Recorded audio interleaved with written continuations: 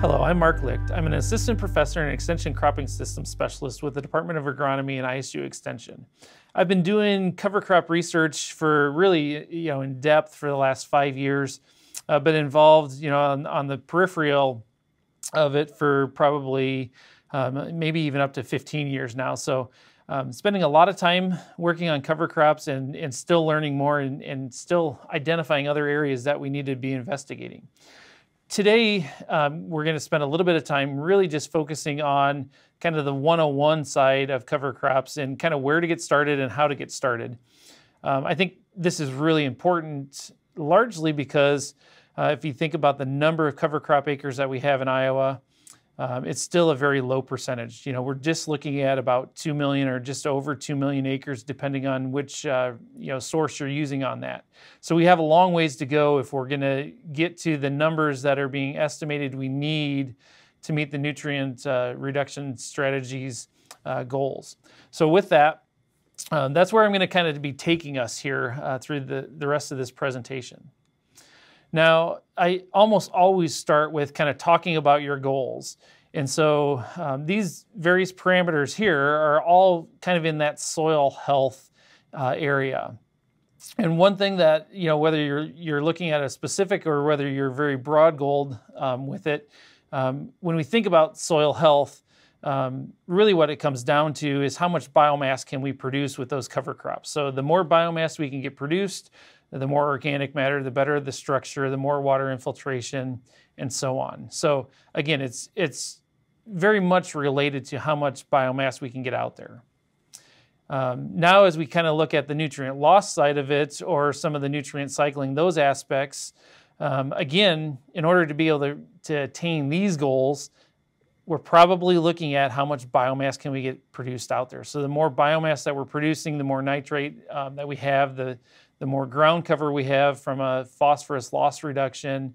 If we're improving that organic matter, it's going to be helping us on the nutrient cycling aspects of it. So again, on the nutrient loss reduction side of it, again, it's a biomass thing. How much can we get out there?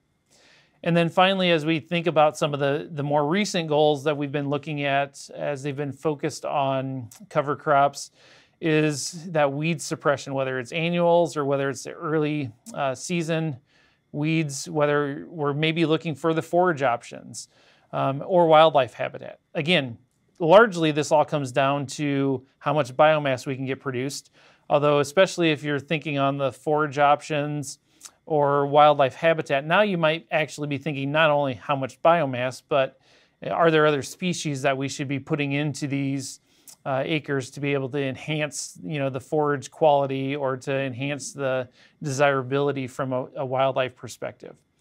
But so understanding those goals, identifying where we're at is going to be a pretty good key.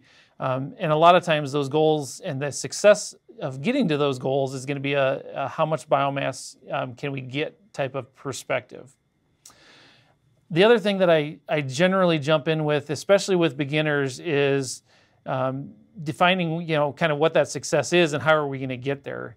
And I think there's 4 key things that most beginners need to be thinking about and getting towards. So the first one being mindset. Like adoption of any new practice, you have to be willing to do it. You have to volunteer to do it because that's going to change how you approach it. And so if it's a voluntary thing, you're going to approach it with a desire to make it work. You're going to be looking for things that can help improve upon it, and it's just going to end up being much more successful for you. I like to use the analogy of you adopt a new hybrid that comes out or a new trait package that comes out, and what happens if that very first year it fails? More than likely, you're probably not going to use it again next year, or you're going to use it on a more limited basis until you can kind of figure out what's going on, right? So we want success because that early success means that we're going to keep that adoption going longer. We have to think of from a systems change perspective as well, right? So cover crops and adoption of cover crops, it's not like changing or using a new hybrid. It's not like even changing row spacings, right? It's going to require a complete systems change where we have to rethink our fertility program, mostly, on the timing of those nutrient applications. We have to rethink our tillage systems. We get the best success out of our cover crops when we're no-tilling versus vertical tillage or even other full-width tillage systems. We may have to rethink our herbicide program. And then again, if we go back and we say we want more and more biomass, does that mean we have to change some of our other crop management like seeding rates or maturity selections, things like that? And then the next two are really where I'm going to be at for most of this presentation. How do we get good establishment, or the establishment we want to get to the success that we want? And then how do we terminate so that way we can minimize any impact that we may have on that succeeding corn crop? Okay, so those are where I'm going to spend the most of our time at here after this. So again, starting right off with that establishment in the fall, I really think of the nutrient management 4 Rs when I think about cover crop establishment. And so with nutrient management, we're thinking about the right source, rate, time, and place, right? Well, with cover crops, we're really doing the same thing. We're thinking about what's the right source or species when we think about cover crops, right? So what species do we want out there? What are they going to do for us? And can we get the benefits out of them, right?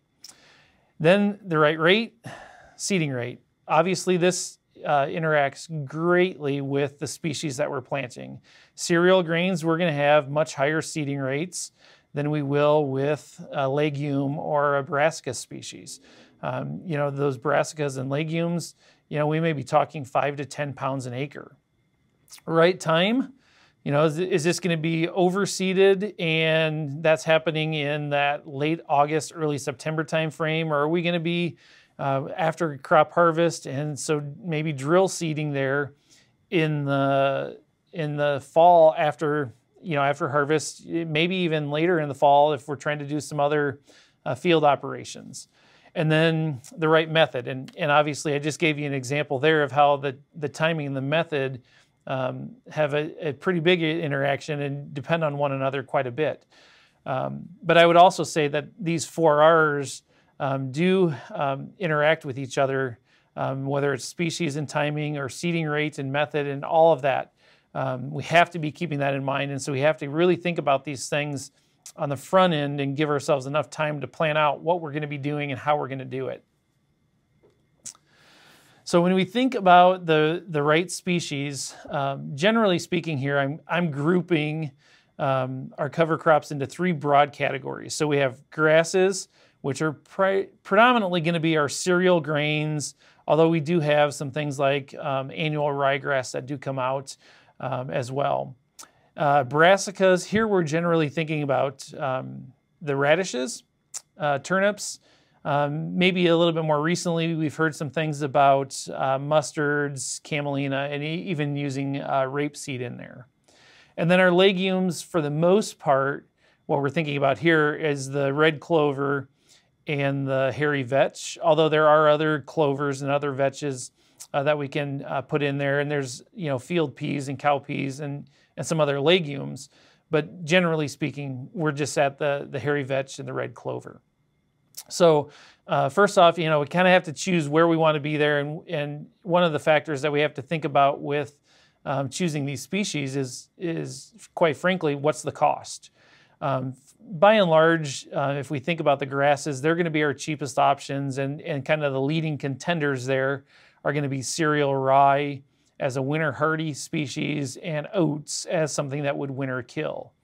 And that's one of the reasons why even with the brassicas and legumes, we're kind of looking at the radishes, the red clover, and the hairy vetch, is because while yes, they are more expensive than cereal rye or oats, they tend to be on the cheaper seed cost side versus some of the other species in those areas. So the other part of looking at these species is kind of what is our success with them, and we've talked about the cost, but are we going to get the growth out of them? Are we going to meet the goal that we wanted to by using them? And so a group of faculty and researchers, but then also some people from PFI, Iowa Soybean Association, USDA, kind of got together and kind of talked about, okay, so what is the success rate with some of these leading species that we talk about, and how confident are we with those species? And so this is just a quick illustration of that, and I'm going to walk through that from the standpoint of explaining why some things maybe don't have the success rate or the confidence that maybe other people might think they should. So right off the top, looking at the oats there, oats can be very successful from the standpoint of that fall germination, quick germination, and then actually they can put on more fall growth than even something like a cereal rye. Where it falls on the success side of it is that they winter kill, right? And so we don't get any of that spring biomass, and therefore we don't have the protection on the soil. We don't have the uptake of nitrates, other mobile nutrients there in the spring, right? So that's largely why the success is a little bit lower there with oats. Winter wheat can be very good. We should probably have an asterisk there because from a winter hardiness perspective, winter wheat does really well down in southern Iowa. But if you start using it up in northern Iowa, the winter hardiness may not be quite as good with the varieties that we're using here in Iowa. And so maybe a little bit of an asterisk there. Now with the legumes, and so I've got the vetches and the clovers listed there. We could talk about all of them kind of broadly. The issue with the legumes in general is that they're a little bit slower to establish. They do have some hard seed, and so you may plant them in the fall, and you may have germination and growth the following spring or fall as well. But really what it comes down to is to get the overwintering legumes to overwinter, you probably need 6 to 8 weeks of growth to get enough biomass and to get them at the right stage where they can reliably overwinter. Most of the time when we talk about putting legumes into a corn and soybean system where we're harvesting in maybe early October out to mid-November, a lot of times we just don't have 6 to 8 weeks of growth to be able to get them to overwinter very successfully. That growth also is going to help us if we're looking for those legumes to produce nitrogen. So from the traditional corn and soybean perspective, we're not getting the benefits that we need out of the legumes. Now, legumes and even brassicas for this matter, if we get into a prevent plant situation, they're a perfect cover crop because we can get the growth we need to get nitrogen fixation. We can get the growth we need to have that root development that help with that surface compaction, those types of things. So that's one of the reasons why the success rate on the legumes is down. Brassicas, again, pretty much the same thing. They need a little bit more growth to be able to get the good benefits on them from a biomass, from a root growth perspective. So probably need about 4 to 6 weeks on those. Radishes maybe a little less. They do tend to take off a little bit better than the others, but in order to get some good growth on them, we do need to get 4 to 6 weeks of growth to get the benefits out of them. Now, as we think about some of the overwintering species like rapeseed or even camelina, again, we're really needing to get to the right growth stage for them to overwinter, and generally speaking, that does not happen. Although we can overseed them into a soybean crop where we're maybe harvesting a little bit earlier, and then that has the ability for them to overwinter a little bit better. So as we think about species, a lot of times there's this question of, do we want to use a mixture or do we just use a single species? And so we've done a little bit of work here, but really what this is coming back to is what benefits are we going to get out of those other species? And so on the left side there, I show an oat, a hairy vetch, and a radish mix. And you do see the radishes and the oats looking fairly decent in these pictures. That's seeded following soybeans, and the next crop would be a corn crop. And so there we do have some pretty good growth, and I'll show you some biomass data in the next slide. On the right-hand side, we have cereal rye, rapeseed, and radishes that were seeded into a corn crop, and that's a mixture that we were looking at ahead of soybeans. okay? And so as you look at that, if you look closely, you might be able to see a little bit of the rapeseed and radish, but I think the majority of what you're seeing from the brassica side of it is the radishes there. So when we think about that fall cover crop growth, again, I just showed you those mixtures there. This figure here is showing the kind of the before soybeans mixture with the rye, rapeseed, and radish. And then that black bar is just a single species of rye. So first off, you know, kind of as we look at that across Iowa at basically our 3 northern research farms and our 3 southern research farms, one of the things that you see is that from a biomass perspective, there really is just not much difference between the single species and then that mixture. Now, the other thing that I want to point out is that notice that even our best locations there in northwest Iowa and southwest Iowa, they only had just under 300 pounds of biomass. So not very much biomass from a fall growth perspective.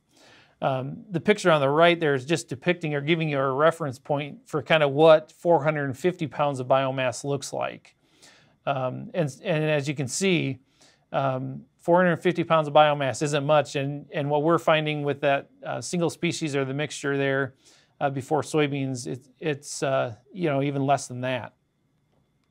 If we look at the single species of oats versus the oat mixture before corn, here we have a little bit more biomass, but again, we were out there overseeding this into soybeans, and so those soybeans came off, and so we had a little bit better light interception for those cover crops to get up and grow.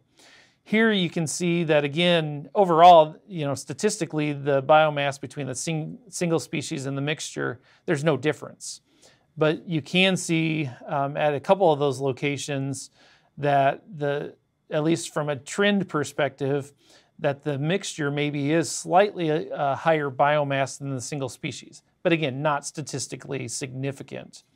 And here again, we do have some locations that we are getting closer to that 450 pound of biomass per acre, but still at just under 400 pounds, that's not a tremendous amount of biomass.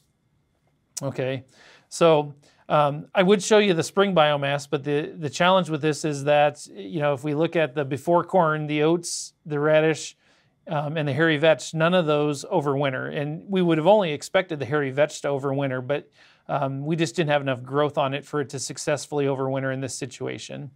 In the before soybeans mixture, all of those species would have been expected, well, all of them except for the cereal rye, right? So the radish and the rapeseed, we would not expect them to overwinter. The cereal rye did overwinter, but again, then we were just really looking at the cereal rye biomass in the spring. So as I kind of wrap up here on thinking about our species and how do we select species, I just want to point out that the Midwest Cover Crops Council does have a species or a cover crop selector tool. It's a pretty good tool. It's just been updated to have new frost dates, and so Iowa has set up their frost dates a little bit differently than some of the other states, and so it's very county specific. And so you put in kind of when you're, what location you're at when you're harvesting and planting your cash crops, and then it'll give you a listing of species that may be available or opportunities to look at and see if they work. The other thing I'll point out on this slide is that the cover crop field guide, the 3rd edition of that, is now available here just within actually the last couple days. And so you can find that either on the extension store from Iowa State or the Purdue extension store as far as being able to purchase a copy of that. With all the new updates. Okay, so as we take a change here and start thinking about the seeding rates, so based on those species, and now this slide, you're really quickly seeing that I'm now just pretty much going to be focusing on the cereal grains and really, more specifically thinking about cereal, rye, and oats. Because if we're looking at that traditional corn and soybean system with that October to November harvest time frame, really, as far as from a success standpoint, cereal, rye, and oats are going to be our best options. Okay, so when we think about aerial seeding, either of these, the recommendation is about 60 to 70 pounds per acre. Drilled seeding, we're recommending kind of that 50 to 60 pounds per acre. Again, assuming that it's getting seeded there before November 1st. And actually, I would argue, and I probably have another slide coming up here that will say October 15th. Basically, after November 1st, if we get any growth at all, it's just going to be, a little bit and very sparse. But where the benefit comes after that November 1 or right in that November 1 time frame is that we can get that spring growth, especially if it is cereal rye. So, when we think about these seeding rates, I've got them highlighted for overseeding and drilled, and that kind of shows you that, that overseeding, we do need a little bit more out there to get better uniformity of that cover crop growth. We naturally get that uniformity with a drilled seeding.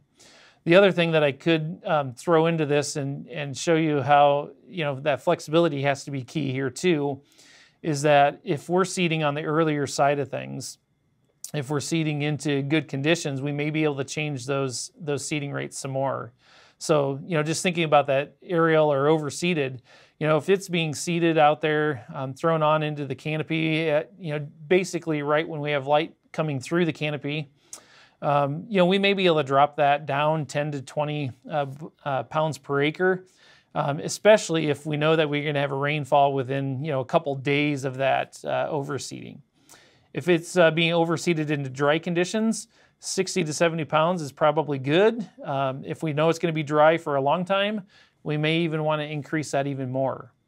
Thinking of the drilled seeding, if we're drilling rye and if we can get it drilled in early October, maybe even, in some situations where we may have silage corn coming out, where we can drill seed in September, now we're talking about, we can probably drop that down to 40 pounds pretty easily, especially if it's a cereal rye. The cereal rye, even oats, if we get them seeded early enough and we have some rainfall to get them established, they will start to produce tillers, and those tillers are just as good as having additional seed out there. So we can, if we get them seeded early and into good conditions, we might be able to drop back the seeding rates because we'll be able to get the tiller production from it. But the later we plant those cereal grains, typically the higher the seeding rate we need, just because we're not going to get that fall tiller production occurring. Another aspect here to kind of think about is how we want to consider and think about the growing conditions overall, right? And so dry conditions versus wet conditions are going to change how we really think about these seeding rates. Okay, some more fall biomass numbers, but now more specifically thinking about seeding rate and seeding method and some of those interactions. So in 2018 and 2019, in those falls, we were broadcast seeding and drill seeding cover crops, and we had basically 3 different seeding rates for both of those methods, and they ranged by about 70 pounds per acre. So on the low end, we were closer to the 35 pounds per acre. On the high end with broadcast, we were up there at the 90-pound area. Okay, and you can see just across the board in the fall of 18 and fall of 19, again, we don't get very much biomass production. 2018 was cooler and wetter, and so when we look at that range of 0 to 171, I can tell you our drilled seedings are all less than 100 pounds per acre, and our broadcast seedings were kind of in that 90 to 170 range area. Same thing for 2019. The fall was a little bit cooler, so our broadcast that was planted out there earlier had more biomass. Our drill that got drill seeded a little bit later was much less biomass. And so we do have to keep that in mind as we go. Now, to show you some of those spring biomass numbers, that's what's in this figure here.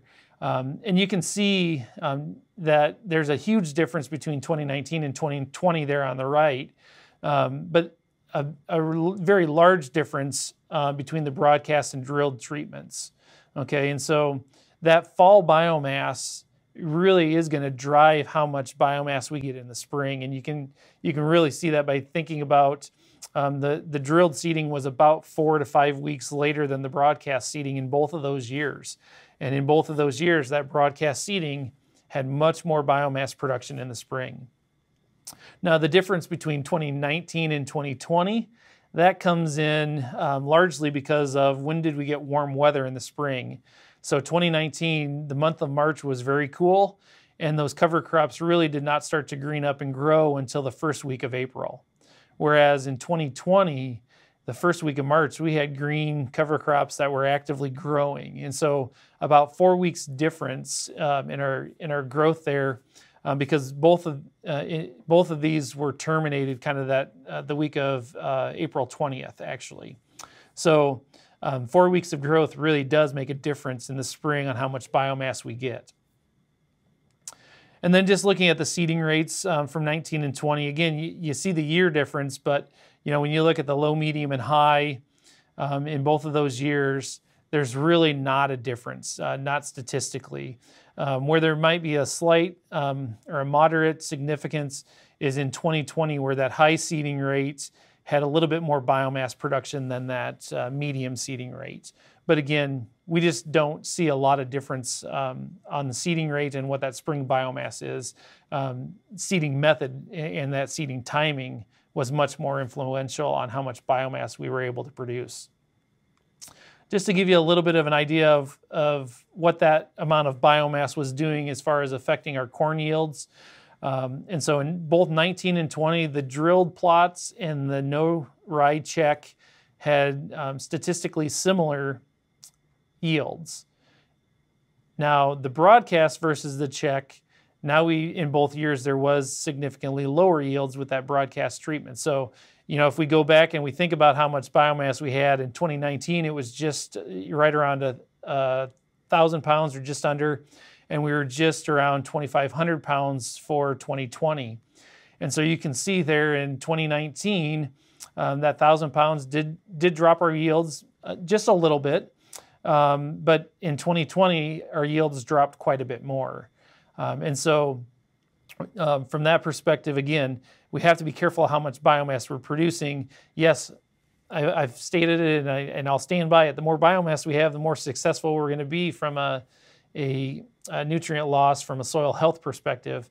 But having too much biomass has a detrimental effect, or can have a detrimental effect on our corn yields.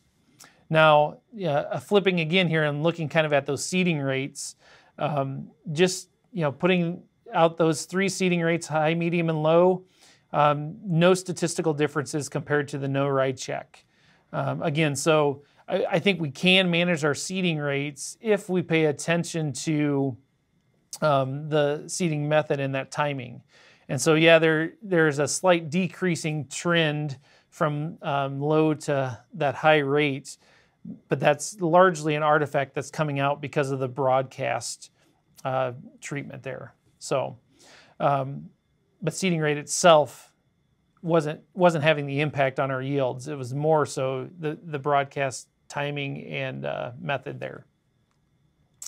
So a couple keys to kind of think about, okay, how do we digest all of the last several minutes there of that? From an establishment standpoint, generally speaking, if we get out there and we overseed the last week of August, first week of September, as the corn leaves are starting to fire, the soybean leaves are starting to yellow, we'll get some pretty good establishment. Drilling, again here, the target I would say should be before October 15th. Yeah, we can seed out to November 1st and get a little bit of fall growth, but generally once we get out after October 15th, our benefit comes in to our spring growth perspective there. Jumping into kind of that termination of these cover crops. And so one of the things that we can look at here is there are different methods. We can mow it, we can crimp or roll it. I would say that they have moderate success. And we know from the organic world and the vegetable crop world that crimper rollers really do work to terminate a cereal, rye, or oat cover crop. The downside is, again, in our traditional corn and soybean systems, what does that mean to corn planting dates? It might mean that we're planting later than we want. And so from an effectiveness standpoint, those are maybe not ideal. Definitely don't want tillage. Tillage can have some detrimental effects, but then we lose a lot of the benefits of why we were doing cover crops to begin with. And so again, we're focused mostly on those herbicides to terminate cover crops. The recommendation, quite honestly, is a full rate of glyphosate. That can be very effective in terminating the cereal rye in the spring. So kind of, again, I mentioned some of the detrimental things or some of the heads up things just a second ago. And so one of those to kind of pay attention to on the herbicide side of things is use your adjuvants, maybe a little bit of AMS to activate or to condition water, that type of thing, but hold off on trying to succumb to the urge of applying your nitrogen with that herbicide burned down on the cover crop. We don't want to do that. A full 150 pounds of nitrogen as UAN with glyphosate is going to lead to poor kill of that cereal rye. So that picture on the left shows what could happen there. And you can see there's a bunch of that cereal rye grass that has some green tinge in it, right? And so if you think about wanting that glyphosate to translocate and really terminate the cover crop effectively, you kind of defeated the purpose when you put on too much nitrogen and it burned that leaf tissue, which reduced the translocation of the glyphosate. The picture there on the right-hand side, it had actually been terminated or attempted to be terminated twice with disking. Coincidentally, after it was disked both times, they received about an inch of rainfall that evening. And so the picture there shows a lot of green cover crop. As I walked that field, it was only about a 50% termination rate, and 50% of it either just didn't get disrupted or it reestablished pretty quickly. And so again, don't want to try to be terminating with tillage, partly because if you have wet soils or if you have rainfall, some of that cereal rye will reestablish. The other thing that maybe is a little bit harder to see is disking or even field cultivation to terminate a cereal rye. You will get root balls or clods, and so the seed bed is not very smooth, and the solution obviously is more tillage, but then that also creates more problems. And so again, we don't want to defeat the purpose of why we were using cover crops by doing tillage as a termination technique. So looking at termination a little bit, and the same study at one of our locations, we did have two different termination timings, one at 3 days before planting and one at 14 days before planting. Obviously, 14 days before planting reduced the amount of biomass we got by two times to 2.5 times as much as we had from the 3 days before planting termination. So again, 11 days, we can get a lot more biomass out there. The downside is the closer to corn planting we got with that termination, the more yield penalty we had on corn. And so, when we think about this, we do really want to be terminating probably in that 10 to 14 day time period before corn planting. If we know it's going to be a really wet or it's really cool, we may even want to terminate a little bit earlier. Another caveat with termination of these winter hardy cover crops is if we get into a very dry spring, again, we may want to terminate earlier just so that way we preserve some soil moisture to get that corn crop or even that soybean crop emerged and getting some really good root growth out of them early on. So again, the keys to termination success is let's look at 10 to 14 days before planting, or definitely before 8 inches of cereal rye growth ahead of that corn crop. Now, if we're talking about soybeans, we can maybe terminate a little bit closer to soybean planting, and we may be able to let those cover crops get a little bit taller. From a beginner's perspective, I'm really hesitant to suggest planting soybeans green into a cover crop. If you've been doing cover crops for a number of years, planting soybeans green into cereal rye is generally speaking not going to be any problem at all. To get that glyphosate effectiveness, again, full rate, make sure we have actively growing cover crops. And a general rule of thumb is they're going to be actively growing if our nighttime temperatures stay above 40 degrees and if our daytime temperatures are above 60 degrees. So just something to keep in mind to make sure that that glyphosate does translocate well to get our really high effectiveness from it. I mentioned a little bit, and I'll talk through these slides fairly quickly just because they're kind of add-in here, but I talked about changing our tillage system, changing our fertility program to account for the addition of these cover crops into the system. So we do probably want to move our nitrogen program into that spring pre-plant time frame, and maybe not even an early spring. And the reason behind that is no need to feed these cover crops nitrogen.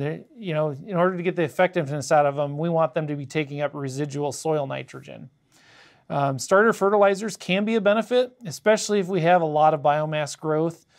Make sure we get a little bit of nitrogen, phosphorus, potassium in that seed zone so that seedling can really take it up and get moving as quickly as we possibly can get it. Overall, right now, anyhow, the data that I've been seeing does not indicate we need to be changing our total nitrogen program. Our agronomically optimal nitrogen rate is the same whether or not we've used a cover crop. And so from a total nitrogen perspective, stay the course, use what you've been using, what you're comfortable with for that corn crop. Again, just to reiterate that, on the fertility side, no evidence that we need to change that total nitrogen. Starter fertilizers may be a little bit of a benefit for us there as well. If we're hesitant to jump in and do no tillage with these cover crops, and a viable option is strip tillage. And so the image there that is at the bottom of the screen is actually showing strip tillage. This was done the first week of November, actually. So we got some good cover crop growth for fall growth, although it's probably still less than 500 pounds of biomass. But we went in and we did that strip tillage. And then, what you see and what you'll see in the spring is, you may have a few of those cereal rye plants growing in that berm, but for the most part, you've got a nice seed bed to plant corn into that's, for the most part, free from any of that rye growth. And so you can create this perfect seed bed mentality, but yet, trying to get as much benefit from those cover crops as you can. So the other thing I would say on the tillage thing is making sure that if you're using row cleaners, make sure that they're engaging the residue and not necessarily doing tillage. So we want to be moving away residue. We don't want to be moving that soil. If we start getting too aggressive with those row cleaners, you could actually get them picking up and pulling out some of that rye, and then that's going to ball up and create some other problems. So again, just make sure it's moving the residue out of the way, but not necessarily doing tillage with it. Again, just wanted to hit on these highlights, for successful adoption of cover crops. Make sure you define your goals. Make sure you're going into this with the right mindset, understanding, how you're going to get to those goals, how you're going to be successful with it. Really think about this as a way that you're going to be changing your entire crop system.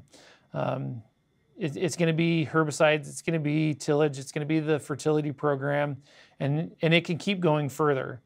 A lot of times we do say, keep it simple, start small. Just a general rule of thumb. It gives you the flexibility to pay attention to what's going on, adjust as you're learning a little bit more. And then just pay attention to those details. And so one of those steps is get out there in the field, do stand assessments, do some scouting, make sure that you're understanding, what that whole systems change meant, to your crop production.